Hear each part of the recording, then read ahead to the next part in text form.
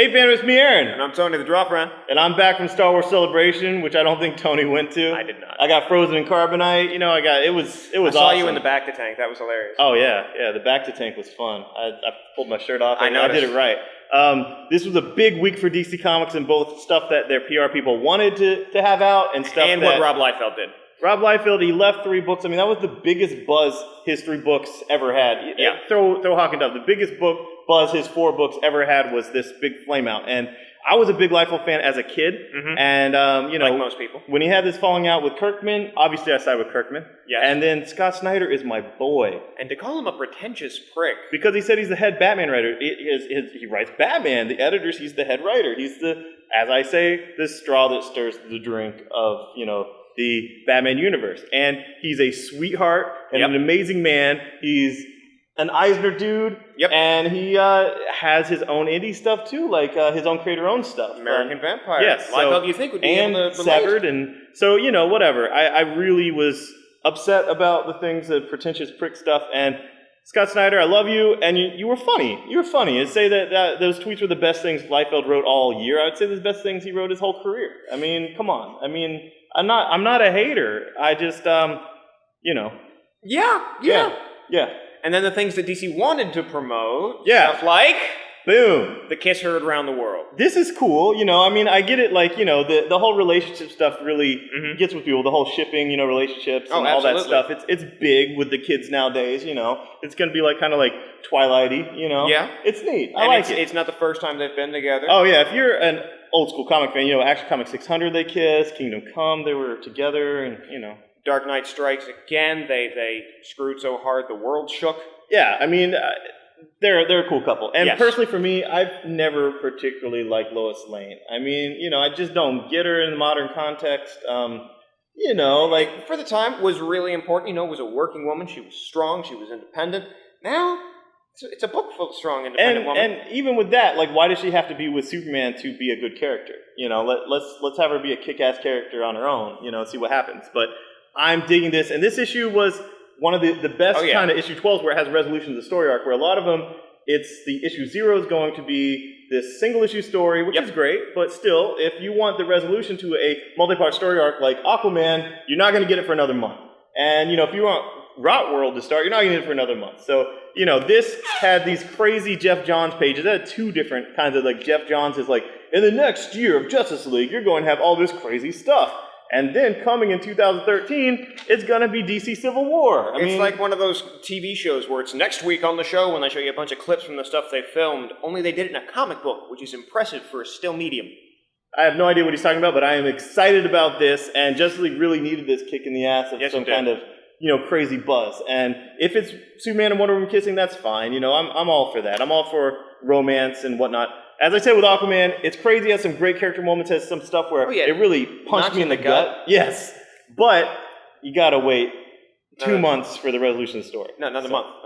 No. Is it 2 months? Another month for issue 0. And then the resolution of the story is going to be issue 13. That's sadness. You're not following. Look. And in 2 months. Son of a...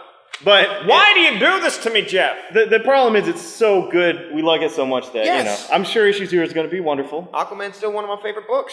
Also one of my favorite books, Green Lantern. Jeff Johns is doing this one well. He knew that he's going to have this issue 0, and he knows everyone's, it's building towards this whole Third Army. Mm-hmm. And this is not only the end of the whole Dark Hand, Black Hand thing, that everything was just building up with this crazy stuff.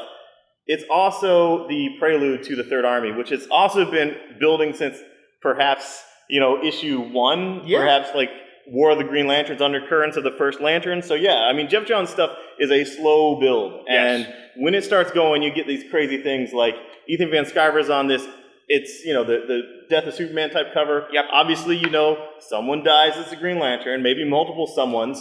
And this is the stuff. If you're reading Green Lantern and you don't get this, you are doing it wrong. You're going to pick up issue 0, issue 13, and be completely, totally, utterly lost. Now, not to say that we only have one annual this week. There are a ton of annuals. Yeah, I was just going to highlight this.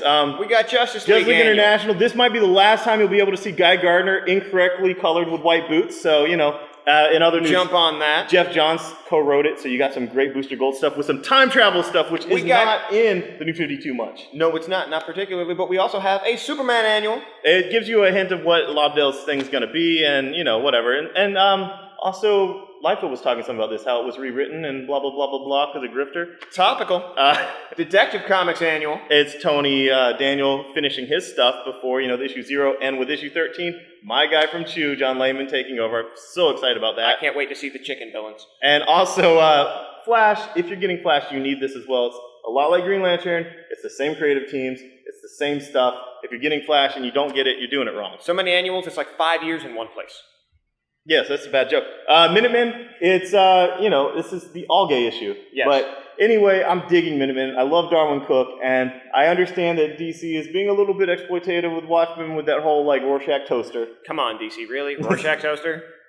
I don't know. I love the insight that we're getting here, though. Darwin Cook's done a great job of he's continually looked inside these characters and figured out what's happening in this group, what happened when Comedian got kicked out. And this is the characters that actually have the most, layers to peel back that wasn't exposed other than in, the supplemental stuff and whatnot in Watchmen. So I dug this. Versus, why am I talking about this? Because I love Jason Aaron. I have a man crush on him, and I love when he writes Black Panther. I know it's weird. He's an Alabaman, not an African, but, I mean, he's not even African-American. He's a Alabama corn snake with shin splints, all right? Jason Aaron is just an amazing man, and his Black Panther is perfect. You got one panel of him and Storm getting divorced because he annulled it. The high priest annulled it, and she's like, wait a minute, you're the high priest. And he's like, exactly. But anyway, you got a lot of good dialogue, a lot of good action, and just like in real divorce, I had a divorce before, and I can attest that, Jason Aaron is right on. In this verse, there are no winners. Except the lawyers. And also Fraction on Hawkeye, he's writing the ongoing Hawkeye, so it was cool to see him write, it was fun. Consistency. It was fun, yeah. Lock and Key, this is a one-shot called Grindhouse. It is disgusting, and do not get it if you're not reading Lock and Key. This is not a good jump-on point. It is only supplemental material if you're getting Lock and Key, but if you are, it's an actual comic. It's not like one of those guides or those handbooks or whatever. Yeah. This is an actual sequential art comic that is going to have stuff that is going to be highly relevant in the series. Becoming Lock and Key books. So it's such a good series. Pick this series up. If you're not getting Lock and Key, ask us about it. Everyone that works here loves that book. And finally, we have Scam #1. I am personally a lifelong con artist. Yes. I mean, ask me how I got this store. It's not. It wasn't hard work and dedication. But anyway, I like this. It's Ocean 11 meets the X-Men. For example, what if everyone in Ocean's 11 had a mutant power, but only used it in grifting and being a con artist? So very subtly, only used it to, get away with crimes. Would you say it's a subtle super crooks in a way? Yes, very subtle though, and very well done.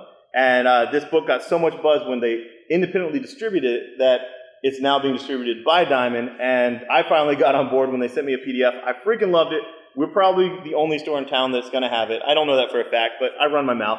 We're going to have a bunch, and you should try it. If you're any way interested in a crime book with superpowers, which I know you are because you just read Super Crooks, as you mentioned. Come on, guys. This is a fun book, and these guys deserve to be supported. You can tell this is his passion, and it comes across on every page. Better to die as a con man than to live as a mark. And it's actually double sized for $4. So, I mean, what more can you want? I mean, you're supporting an indie creator in his own self-published stuff. It's awesome. So that's about it for this week. Got a lot of crazy cool stuff, and thanks for watching the video. Bye. Bye. Thanks for watching our video. Share it on Facebook. We're running the Facebook contest. I don't know how to do anything other than Facebook because I'm an idiot. And also, subscribe. I mean, that's cool. I love seeing our subscriptions go up. As soon as we get more subscribers, we can do more stuff with the videos. And check out our Snyder video from last week. And also, we're going to have a video this week about all of our other social media stuff. So check it out.